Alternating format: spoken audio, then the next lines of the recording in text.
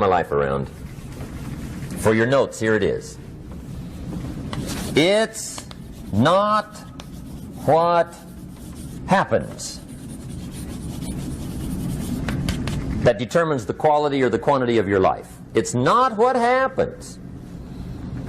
And the reason is because what happens happens to about everybody. No different. The sun went down on all of us last night. A common event, a happening. And I found out that the same things can happen to two different people. One gets rich and one stays poor. Why is that? It's because it's not what happens, but rather it's what you do that changes everything. So that's a key phrase. It's not what happens, it's what you do. What happens is about the same. You might put that in parentheses here. Same. What people do, that's what's different. Anything can happen, right? Everything can happen. I've heard all the stories. I've been one of the stories. Hey, we could all tell stories all night long, right? Happenings. Anything can happen. Have you heard of Murphy's Laws? Anybody here heard of Murphy's Laws? Okay, most of you have.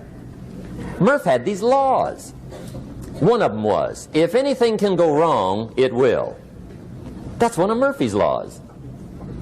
He was not one of the great positive speakers of the day. But anyway, it's still true though, right? Anything can go wrong, everything can go wrong. For sure. I've fallen out of the sky so many times. Once to the tune of a couple of million. Devastating. Took me a while to survive that one. Now, it wasn't all that much, but it was all I had. Right? I mean, that's when it's much, right? When it's all you got. If you got 3, 2 go, you got 1 left, you ain't looking that bad. But when it all goes. Has anybody been there when it all went? Anybody? Come on, the rest of you liars. Go ahead. Hey, we've all been there, right? When it all went. Of course, it used to be a long time ago, right? When you ran out of money, got to 0, you were all through. Heck, now you can whistle right on by 0, right? I mean, they will bury you. That's what they will do.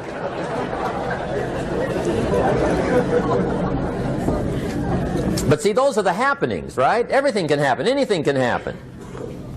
But it's not the happenings. It's what you do about it. Somebody says, yeah, but you don't understand the disappointments I've had. Come on. Everybody's had their share. Disappointments are not special gifts reserved for the poor. Everybody has them. The difference is what you do about them. It's not the weather. I used to blame the weather, and I discovered it rains on the rich. So see, that won't help. 2 men wake up one morning, there's a rainstorm on. One of them looks out his window, sees the rainstorm, and he says, wow, what a storm. With weather like this, they can't expect you to go out and make sales. He stays home. Same morning, the other guy looks out his window, sees the same storm, says, wow, what a storm. But he says, you know what, with weather like this, what a great day to go out and make sales. Most everybody will probably be home, especially the salesman.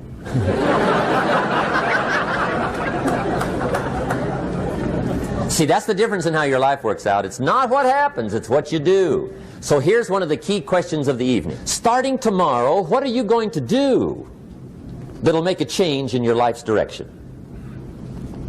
Good question. What are you going to do starting tomorrow that'll make a difference? Now see, if you don't do something starting tomorrow that'll make a difference, guess what? It's gonna be the same. And see, that way you can guess what the next 5 years are going to be like. Look at the last 5. Because the next 5 are going to be like the last 5 unless you, major key, tomorrow, change it all.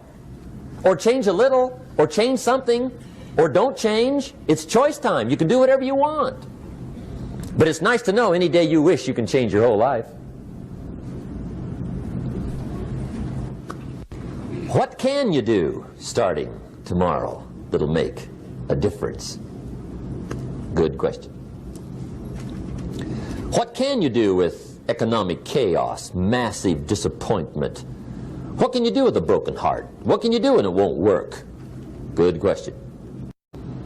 So if I had a word with you tonight, one-on-one, just you and me, I think my personal advice to you would be, this year, 1981, reach down inside of you and come up with some more of those remarkable human gifts.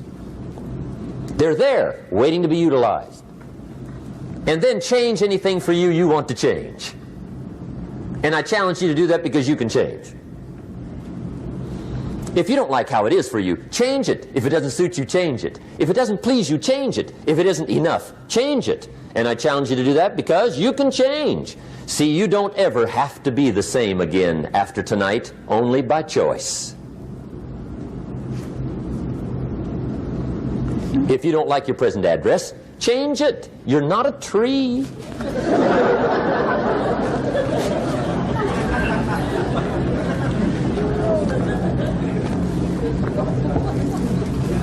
Now, let me give you 3 steps to personal development. Let's get down to the nitty-gritty. What does it take to really make the changes starting tomorrow? It takes more than philosophical pronouncement. I know that. It also takes more than enthusiasm. I know we're hearing a lot about enthusiasm these days, but see, that just won't do the job. We're still hearing the old cliches of the 30s, right? To be enthusiastic, you must act enthusiastic. But see, that's not going to help. After you have leaped about, there are some things you got to do, or it isn't going to change. See, you can get all excited about lifting 200 pounds till you get to the gym. And then you need a new excitement. And the new excitement is called discipline. Major step to human progress. Discipline. If there's one thing to get excited over, that's it. Get excited over your ability to make yourself do the necessary things. What could you make yourself do starting tomorrow that would change it all? No! Tell him. Now, see, that's exciting. On any given day, you can massively change the direction of your life. Murder is a clear example that any one person on any given day can forever alter the course of their life. It just happens to be a negative act. But just as sure as you can commit a negative act, you can also commit a positive act and forever alter your life, whenever you wish. Now that's exciting. And whatever that act might be that changes your life. The guy finally takes a shotgun to his car and blows out every window, destroys every tire, puts 100 rounds in this shabby old thing. And he says, I have driven this embarrassing thing for the last time. And not only will I never drive it again, nobody else will ever drive it again. And he lets that shuddering thing stand there for a while as a monument to the day he said, today my life changes. Now who can do that? Anybody. When can you do it? Whatever day you pick.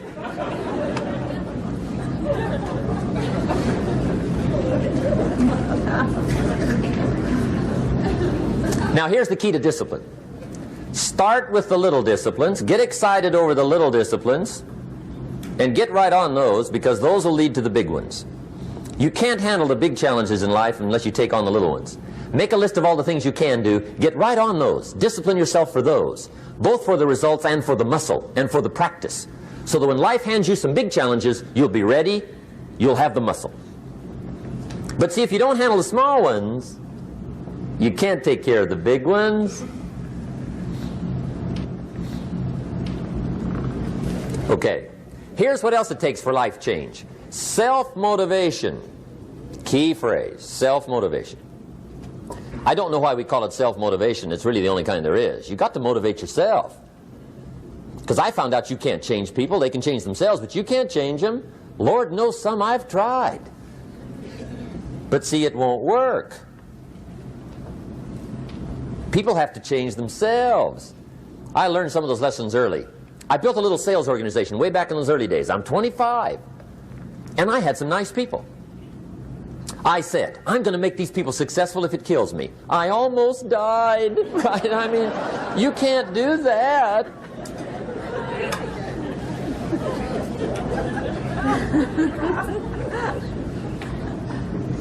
See, I've discovered this. Good people are not trained, they're found. You find good people. You don't make them good, you find them good. Training really is for the purpose of finding good people. You don't need much instruction for a good person. Too much training probably means you got the wrong people.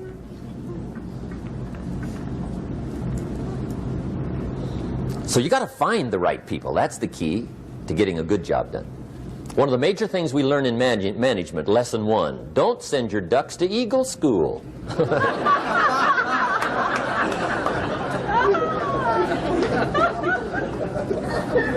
Because it won't help. I mean, I'm telling you, it won't help, no matter how good your school is. And the little eagle badge and little eagle hat, I'm telling you, it won't help. It won't help. You can tell whether your school's done any good, right, is when it's over, right? The duck goes for his first rabbit and makes him a friend. You say, no, no, no. Anyway, so it takes self-motivation to really alter your life. And you don't want to give self-motivation away to somebody else and make it somebody else motivating you. The guy says, boy, if somebody just come by and turn me on. What if they don't show up? Right? See, you got to have a better plan for your life. Okay. Now, if you're excited and you're ready to change, let me give you 3 steps to start life change that can change your life, your personality, your lifestyle, everything can change. Here's the steps. Number 1, find out how things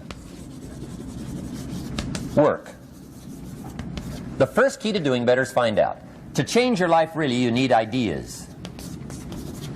There isn't anything an idea can't change. And Schoaf taught me the major problem is lack of an idea, not a problem. At first I didn't have any money. I said to Mr. Schoaf, I don't have any money. He said, that's not a problem. Now see, up until then I always thought it was. Right? I was confused. He said, no, no, the problem is lack of an idea on how to create money and wealth. It isn't lack of money, it's lack of ideas. So if you get the ideas, see, you can change anything. Now to get ideas, you need a constant study of finding out. Now Schoaf also said, when you find out something that works, put the information in your journal. Don't use your head for a filing cabinet. Put it in your journal so that you can do the next best thing. Repetition, repetition, repetition. Go over it. And if you repeat it, go over it, sure enough, someday, some mysterious day, the idea takes root, starts to grow, and shows up in your bank account, and your dress, and your personality, and your lifestyle. But capture the ideas in your journal. Find out how things work. Schoaf gave me this word for my life change. He said, study. Great word. If you wish to be successful, study success. If you wish to be happy, study happiness. If you wish to be wealthy, study wealth. Don't leave it to chance. Make it a study. Some people just go through the day with their fingers crossed. See, that won't do it.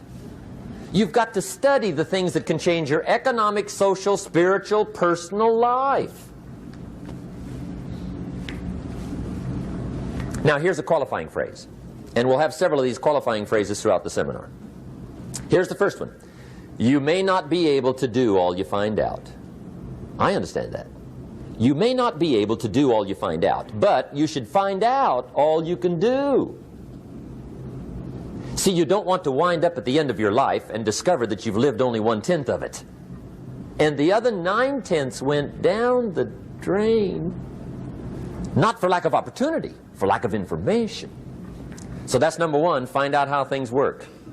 Now here's the best human virtue for finding out, curiosity. Make a note of that. Curiosity. Be curious. You might add a word to it that'll help. Childish curiosity.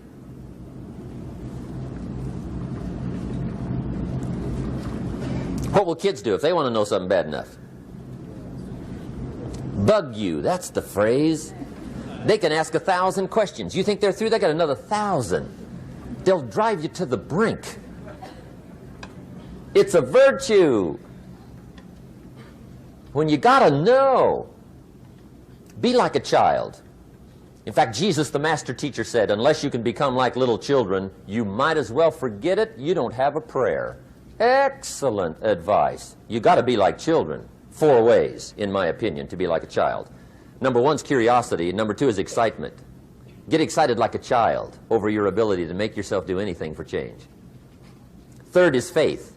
Have faith like a child. Adults are too skeptical. And 4th is trust. Trust is a childish virtue, but the rewards are incredible. So be like a child. Now, if you're curious, let me give you 3 ways to find out how to change anything. Any life direction, any dimension. Here's 3 ways to find out how to change anything. Number 1 is to read. Become a good reader. All of the successful people I know and work with around the world, they're all good readers. Curiosity drives them to read. They got to know. They just read.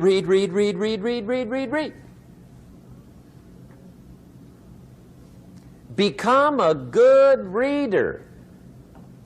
Now, that's my opinion. Listen to the other lecturers and listen to me and make up your own mind. Don't be a follower. Be a student. Okay? I say, really, for life change, you got to read. One way to learn is from your own experiences, but another way to learn is from other people's experiences. See, one book might save you 5 years if you read it.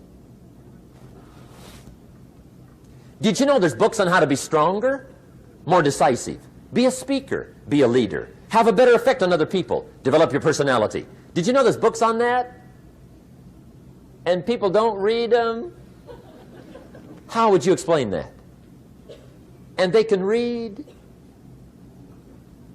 Did you know that hundreds of successful people have written their stories in books and they wrote down how they did it and people don't read it? How would you explain that? The guy's busy, I guess. You know, you get tied up. The guy says, well, yeah, you work where I work. By the time you struggle home, it's late. You got to eat a bite of supper, watch a little TV, get to bed. You can't sit up half the night reading. And the guy's behind on his car payment. Good worker, hard worker, sincere. But you got to be better than sincere and work hard. Otherwise, at the end of your life, you'll wind up cold, stony broke. You got to be better than a good worker. You got to be a good reader. The whole world is governed by laws. The universe, in fact. Laws. We call it the law of electricity. We call it the law of gravity. There's mathematical laws. There's physical laws. Speed and velocity laws. Agricultural laws. There's all kinds of laws. Now that we find ourselves on the spinning planet, you just have to learn what I call the setup. Learn the setup. Life's setup. Now, we didn't set it up, but we're here, so you got to learn it. And we should learn the setup for 2 basic reasons. Number 1, to keep from getting hurt. It's one of the major reasons for learning, so you won't get hurt. See, economically, socially, personally, you can get hurt just not knowing. Ignorance is not bliss. Ignorance is poverty. Ignorance is tragedy. You got to know, or you're going to get hurt. It's good to know not to walk out the 10-story window. That's excellent information. Now, what if a guy didn't know and he walks out? Now he's dead at the bottom. Somebody says, well, the poor guy didn't know. You got to know, or you're going to get hurt. Okay. Now, here's a parenthesis. You don't have to like the setup. I don't ask you to like how it is. That's not what's important. But it is important to learn how it is. Okay? So you don't have to like it, but you should learn it. That's what I tell the kids, right? Make sure you get the information. What you think about it, that's up to you. What you're going to do with it, that'll soon be up to you. But make sure you get it. See, there's nothing worse than being stupid. Nothing. I mean, being broke is bad, but being stupid is awful. And what's really bad is being broke and stupid, right? That's about the end of the world. I mean, there isn't anything much worse than that. Unless you're sick. Sick, broken, stupid. I mean, that is it, right? There's nowhere else to go. So make sure you get the information. It's key. You don't have to like it, but learn it. If this big monstrous thing lifts up in the sky, hangs there for a little while, cuts loose, comes crashing down, boom, shakes the ground for 5 miles. And then this big monstrous thing lifts back up in the sky, hangs there for a little while, cuts loose again, comes crashing down, boom, shakes the ground for 5 miles. It just keeps doing it, this big monstrous thing, lifting up and then crashing down, boom. Now, you might come along one day and say, that's got to be a stupid arrangement, which is okay. You're entitled to your opinion. But the first thing you should learn to do is get out from under it, right? That's number one. You might have a great moral argument. You might want to shake your finger at the sky, but do it from over there, right, so you don't get smashed. It's called your basic smart. So number one, learn so you won't get hurt. Whether you like it or not, learn. Now here's the second reason for learning, the setup, to benefit. It's called the plus of life. And that's what life is, right? Both minus and plus. The minus is tragedy, heartache, misery, failure, unhappiness. But life is also happiness, prosperity, good feelings. So here's the key. Learn to get on the good side of the way things work.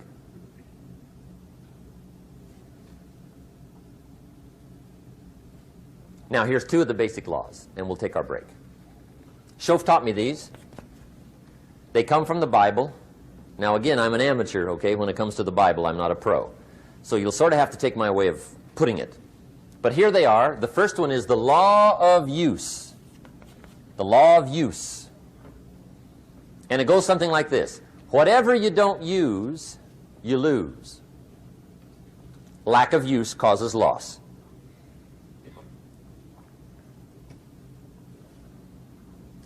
On this planet, maybe not the next one, but on this one, if you tie your arm to your body, leave it there long enough, you'll never use it again. It's over for the arm. Now, it may not be over, but it's over for the arm. The only way to keep the use of this arm is what? Keep using it. If you quit, you lose automatically. They don't bring it up for a vote. You lose automatically when you quit. Now, the same thing that goes for your arm goes for your brain, mentality. The same thing goes for all the human virtues. Ambition, unused, declines. Strong feelings, unused, diminish. It doesn't grow, it diminishes. Faith, unused, decreases. It's a law. Vitality unused diminishes. Energy unused decreases. The guy says, well, I'm going to save up my energy. You can't do that. That's like trying to save today, put it on the end of the year. See, you can't do that. They'll come take you away. If you don't use today, what? It's lost. The guy says, well, I'll work twice as hard tomorrow to make up for it. See, that's foolish. You could have done that anyway. Today unused is lost. A talent unused is lost. An ability unused is lost. So here's one of the key expressions of the evening. Take a new inventory of yourself. Starting tomorrow, new project. Take a new inventory. And make sure that all of your talent and ability and mentality and ingenuity and vitality and strong feelings, faith, courage, make sure that all you've got's being used. Otherwise, you lose. Now, one of the best illustrations of the law of use is a Bible story called the Parable of the Talents. The talent story. Interesting story if you haven't read it in a while. Just review it. It's a good story. An ancient story. It says there was a master with 3 servants. He got them together one day, and he said to the 3, I've got these talents. And in those ancient days, a talent was a measure of gold. And he said to the 3 servants, take these talents and see what you can do with them while I'm gone. He said, I'm taking a journey and I'll be gone for a while. When I come back, we'll get together, go over the book, see how you did. He said, here's 5 of these talents for you. 5. Here's 2 of them for you. 2. And here's 1 for you. 1. The master said, take those talents, see what you can do with them. When I come back, we'll get together, we'll go over it all. The servant said, okay, master takes off. According to the ancient story, the master comes back from his trip. When he gets back, he gets the 3 servants together, and as he said he would, he asks, how did it go with those talents? You were 5. What happened? That servant said, well, I took the 5 talents you gave me, and I put them to work. A little shaky at first, but he said things finally got rolling. And he said, I poured it on. And he said, my talents grew to 7, 8, 9, 10. He said, I doubled my talents from 5 to 10. Books will show. Master said, one heck of a job. Or something like that. He said, I gave you 2 talents. What happened? That servant said, about the same thing happened to me. I put those 2 talents to work, poured it on. They grew to 3 and then to 4. He said, I doubled my talents from 2 to 4. Books will show. Master said, well done. He said, I gave you 1 talent. What happened? That servant said, well, I took the talents you gave me, and I carefully wrapped it, and I dug a hole and buried it. And camouflaged it, I suppose, right, so nobody would steal it. And he said, fortunately, nobody got it. And he said, I knew you were going to be here today, so I dug it up. Here it is, safely wrapped. I did not lose it while you were gone. According to the ancient story, the master said, take that talent away from him and give it to the man that's got 10. Now you might say, well, I don't like that arrangement. The poor guy's only got 1 talent. He's already got 10. It ought to be more even. Remember, I didn't ask you to like it. But this one I would ask you to learn, because it simply means whatever you do not employ, you forfeit. It's a law. So learn well the law of use. Now here's the second one, and we're going to take our break. Second law from the Bible.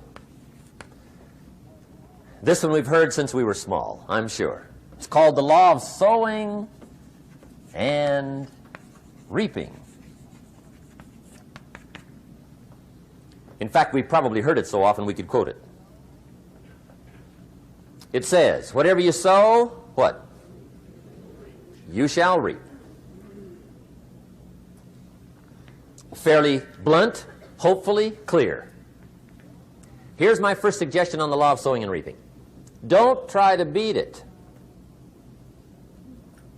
You might as well try sitting on the sun in the morning. Keep it from coming up. You'll have better luck. Whatever you sow, you reap.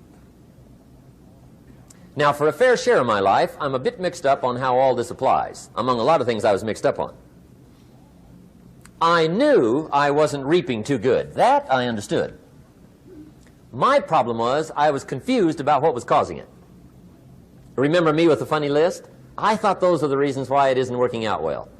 And then Mr. Schoaf gave me the clue that helped me figure it all out. He said, Mr. Rohn, I have another answer for you. There's another way to quote this law that'll show you where the problem is so you can go to work on it right away. All you need to know is where the problem is. Then you can go to work on it. So he quoted me the law another way, and I found out what my problem was. Here's the way you quote the law. Whatever you reap is what you've sown. Now I knew what my problem was. Whatever you reap is what you've sown. If you don't like the crop, who do you look up? Answer, whoever planted it. And where do you find who planted your crop? Answer, in the mirror.